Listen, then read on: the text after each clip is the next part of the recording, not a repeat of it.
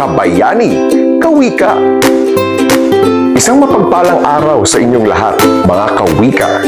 Ginoong Bayani po, mananaliksik, edukador at tagapagtaguyod ng wikang Filipino.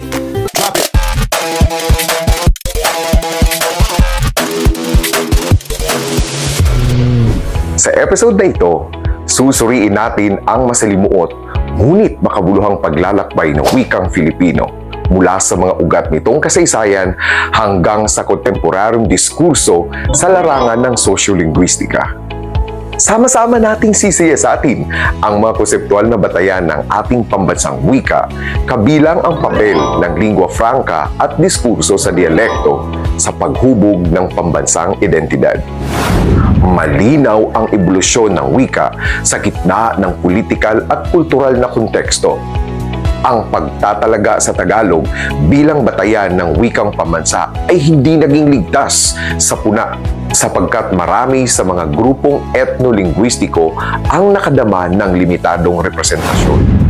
Ang kasaysayan ng wikang pambansa ay refleksyon ng ating kolektibong paglalakbay bilang sambayanan, mayaman sa pagtatalo, rebisyon at refleksyon ng ating pagkakakilanlan. Mula sa kautosang tagapagpaganap bilang 134 noong 1937 hanggang sa pagbabago ng saligang batas noong taong 1987, noong Disyembre 30, taong 1937, nilagdaan ni Pangulong Manuel L. Quezon ang kautosang tagapagpaganap bilang 134 na nagtatalaga sa Tagalog bilang batayan ng wikang pambansa alinsunod sa konstitusyon ng taong 1935. Noong taong 1959, tinawag itong Pilipino sa bisa ng Department Order 7 na ipinalabas ni Kalihim Romero. Ngunit sa konstitusyon ng taong 1973, pinalawak ang batayan. Hindi na lamang Tagalog, kundi lahat ng wika sa Pilipinas, kasama ang Espanyol at Ingles, ay kinilalang bahagi ng wikang pambansa. At noong taong 1987, ito ay opisyal ng tinawag na Filipino. Sa kabila ng mga agam-agam, ang wikang Filipino ay unti-unting niyakap ng bayan bilang daluyan ng pambansang komunikasyon. Isa itong buhay na wika, nagbabago, nakikinig at tumatanggap sa ambag ng iba't ibang wika ng bansa. Sa ganitong diwa, ang wikang Filipino ay hindi lamang Tagalog, kundi isang kolektibong representasyon ng ating pagka-Pilipino. Hindi maikakaila na ang wika ay isang forma ng kapangyarihan. Sa bawat desisyong lingwistiko ay naroroon ang politika ng representasyon, kontrol at ideolohiya. Ang dominasyon ng Tagalog sa diskurso ng pambansang wika ay naging sentro ng kritisismo mula sa mga rehiyon. Sa ganitong konteksto, ang wika ay naging instrumento ng paglaban hindi lamang para sa pagkilalang kultural, kundi pati na rin para sa karapatang makabahagi sa pambansang naratibo. Ang pagsusulong ng Filipino bilang inklusibong wika ay hindi lamang tunguhin ng lingwistika, kundi proyekto ng demokrasya. Sa pagbubukas nito sa iba't ibang wika ng Pilipinas, unti-unti itong nagiging tunay na wikang pambansa. Hindi dahil ipinag-utos, kundi dahil ito'y tinanggap, pinanday at isinabuhay ng mamamayan. Sa lingwistika, mahalagang maunawaan ang konteksto bilang lente ng pagsusuri. Sa usapin ng Filipino, dalawang konseptual na haligi ang dapat pagtuunan, ang lingua franca at ang dialekto. Ang Filipino bilang lingua franca ay nagsisilbing tulay ng komunikasyon sa lipunang multilingwal. Hindi ito pumapalit sa katutubong wika, kundi nagbibigay daan sa interkultural na pag-unawa. Samantala, ang paggamit ng terminong dialekto ay isang diskurso na may implikasyon sa kapangyarihan. Kapag ang isang wika ay tinawag na dialekto sa halip na ganap na wika, may kabuntot itong kawalan ng lehitimasyon. na kadalas ay desisyong politikal kesa linguistiko. Ayon kay Joshua Fishman, ang lingua franca ay isang wika ng mas malawakang komunikasyon. Sa kontekstong Filipino, ito ang Filipino, ang wikang bumabagtas sa mga hangganan ng etnisidad at rehiyon. Nag-ugat ito sa magkakahawig na katangian ng mga wika sa Pilipinas sa impluwensya ng mga dayuhan mula Chino hanggang Amerikano at sa instrumental na papel ng edukasyon at mass media. Makikita sa diagram na ang lingua franca ay binubuo ng mga wika sa Pilipinas, mga banyagang wika, at ng Filipino na tinatawag nating ating wika. Sa pag-unlad ng wikang Filipino, dalawang mahalagang pananaw ang umiiral: ang horizontal na pagbabago at ang vertikal na pag-usbong. Ang horizontal na pananaw ay tumutukoy sa paglawak ng wika sa pamamagitan ng interaksyon sa iba't ibang katutubong wika sa bansa. Sa ganitong lente, ang Filipino ay hindi lumalaking mag-isa, kundi sa tulong ng mga hiram, impluwensya at kontribusyon mula sa iba't ibang regional na wika. Ang prosesong ito ay sosyo-psikolohikal at interlingwal. Ibig sabihin, nakaugat sa ugnayan ng mga komunidad at sa kolektibong karanasan ng mga Pilipino. Samantalang, sa vertikal na pananaw, ang pag-unlad ng Filipino ay tinitingnan bilang tuwirang pag-angat mula sa Tagalog. Sa ganitong pagtingin, ang Tagalog ang ugat at ang Filipino ay ang bunga na sa pagdaan ng panahon ay umunlad, yumabong at naging mas sopistikado. Nakatuon ito sa ebolusyon ng estruktura, bokabularyo, at gamit ng wika batay sa kasaysayan at institusyonal na gamit ng Tagalog sa edukasyon, pamahalaan at media. Bagamat magkaiba, parehong mahalaga ang dalawang pananaw na ito sa mas malalim na pag-unawa sa wikang Filipino. Ang horizontal na pananaw ay nagpapalawak ng wika sa pamamagitan ng inklusibidad at integrasyon ng iba't ibang kultura, habang ang vertikal na pananaw ay nagbibigay ng historikal at struktural na pundasyon. Sa pagsasanib ng dalawang ito, nagiging mas matibay ang pagkakakilanlan ng Filipino bilang wikang tunay na pambansa, nakaugat sa kasaysayan, ngunit bukas sa pagbabago at pagkakaiba-iba. Tingnan natin ang diagram. Makikitang ang lingua franca ay hindi lamang isang wika, kundi isa siyang wika na binubuo ng napakaraming aspekto, tulad ng wikang ginagamit ng mga kabataan o ng mga mamamayan sa mass media at edukasyon.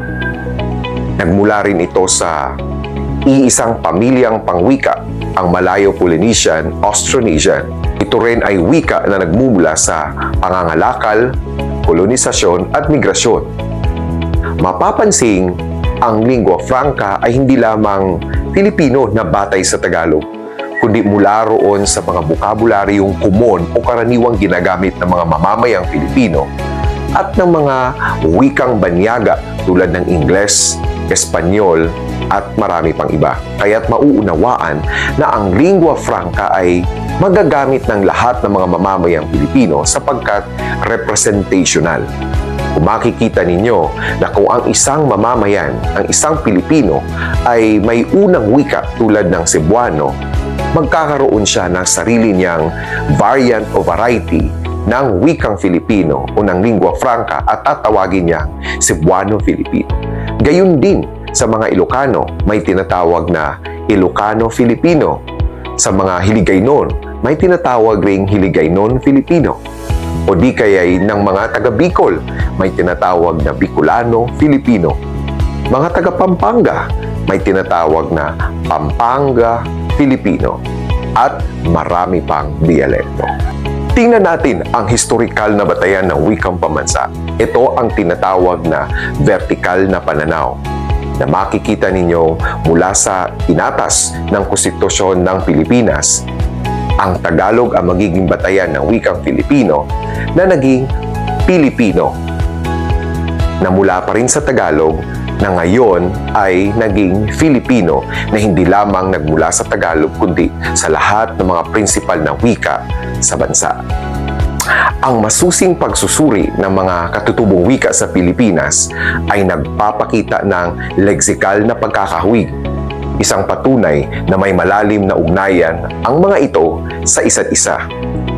Sa kabila ng pagkakaiba-iba ng mga wika sa bansa, makikita ang pagkakatulad sa maraming salitang ginagamit sa araw-araw. Halimbawa, ang mga salitang tao, ugat, bigas ay lumilitaw sa iba't ibang wika sa Pilipinas na may magkakaparehong anyo, tunog at kahulugan. Ipinahihiwatig nito ang isang pinagmulan o shared linguistic ancestry na matagal nang umiiral bago pa man dumating ang kolonyal na impluensya. Ang ganitong pagkakatulad sa leksikon ay hindi lamang linguistikong obserbasyon kundi isang patunay ng kolektibong kultura at kasaysayan ng mga Pilipino. Ipinakikita nito na kahit magkakaiba ang wika ng bawat rehiyon, may mga salitang nagsisilbing tulay na nagdurugtong sa ating pagkakaiba. Ang pagkilala sa mga pagkakahawig na ito ay mahalaga sa pagtataguyod ng wikang pambansa. Isang wikang kumikilala sa pinagsasaluhang anyo at diwa ng mga wika sa Pilipinas. Dito tayo sa interference at code switching. Isang mahalagang konsepto sa sociolinguistika ay ang interference, ang di maiiwasang impluensya ng unang wika sa pangalawang wikang natutuhan o ginagamit. Karaniwan ito sa mga multilingual na lipunan tulad ng Pilipinas, kung saan ang bawat individual ay lumalago sa konteksto ng higit sa isang wika. Sa ganitong kalagayan, ang mga tunog, estruktura at bokabularyo ng unang wika ay maaring makaapekto sa paraan ng paggamit ng pangalawang wika na kadalasang humahantong sa mga linguistic transfer o errors depende sa antas ng kasanayan. Dito rin pumapasok ang pinomeno ng code switching, ang pagpapalit-palit ng wika sa loob ng isang pag-uusap o pangungusap. Sa halip na ituring na mali, ang ganitong kalakaran ay refleksyon ng dynamism o dinamismo ng wikang ginagamit sa aktwal na buhay ng mga tao. Sa ating bansa, dito sa Pilipinas, ang code switching ay nagiging tulay ng ekspresyon, lalo na kung kulang ang isa sa dalawang wika upang lubos na maipahayag ang nais sabihin. Ngunit ito rin ay nagre-resulta sa mga lokal na variant o dialekto ng Filipino na may sariling anyo at regional na kulay. Ang ebolusyon ng wikang Filipino ay hindi produkto ng isang institusyon, kundi ng mga mamamayang aktibong nakikibahagi rito. Hindi ito simpleng resulta ng batas, kautusan o opisyal na pulisiya, kundi isang buhay na proseso na hinuhubog ng paggamit, pag-angkop, at paglikha ng wika sa araw-araw na konteksto. Ayon kay Teodoro Agoncillo, ang mga artipisyal na wika ay nauuwi sa pagkamatay kung hindi ito natural na ginagamit ng mga tao. Sa madaling salita, ang tunay na batayan ng buhay ng isang wika ay ang paggamit nito ng sambayanan, hindi ang pagsang-ayon ng pamahalaan o akademya. Kaya't napakahalaga ng papel ng mga tagapagsalita ng mga katutubong wika sa pagyabong ng Pilipino. Tayo yon, mga Pilipino. Tayo ang nagsisilbing mga tagapag-ambag ng yaman ng wika sapagkat sa ating araw-araw na komunikasyon, isinasali natin ang mga elemento ng ating sariling wika, mga panlapi, estruktura ng pangungusap at bokabularyo sa Pilipino. Sa ganitong paraan, unti-unting nakapasok sa pambansang wika ang mga salita at forma mula sa Ilocano, Cebuano, Waray at iba pang prinsipal na wika at mga katutubong wika ng ating bansa. Ang mga wikang ito ang nagpapalawak at nagpapalalim sa saklaw ng Filipino bilang wikang pambansa. Ang prosesong ito ay nagpapakita na ang Filipino ay hindi nakatali sa Tagalog lamang, kundi isa ng multilingual na wika na patuloy na hinuhubog ng masa. Sa tuwing ginagamit ng mga mamamayan ang Filipino, kasabay ng kanilang lokal na wika, binubuhay nila ang posibilidad ng isang pambansang wikang tunay na representatibo. Sa ganitong pananaw, ang wika ay hindi lamang daluyan ng kaisipan, kundi salamin ng dinamismo ng kulturang Pilipino, bukas, buhay at lumalawak ayon sa gamit ng sambayanan. Mauunawaan na ang wikang Filipino ay hindi simpleng produkto ng mga patakaran o akademikong deliberasyon. Ito ay isang buhay na sistema, nilikha at isinabubuhay ng sambayanang Pilipino. Ginoong Bayani po, maraming salamat sa inyong paglahok sa panayam na ito. Hinikayat ko kayong ipagpatuloy ang diskurso, pagnilayan ang papel ng wika ng ating lipunan at sama-sama nating itaguyod ang isang wikang tunay na pambansa. Pilipino para sa lahat. Kabayani, kawika!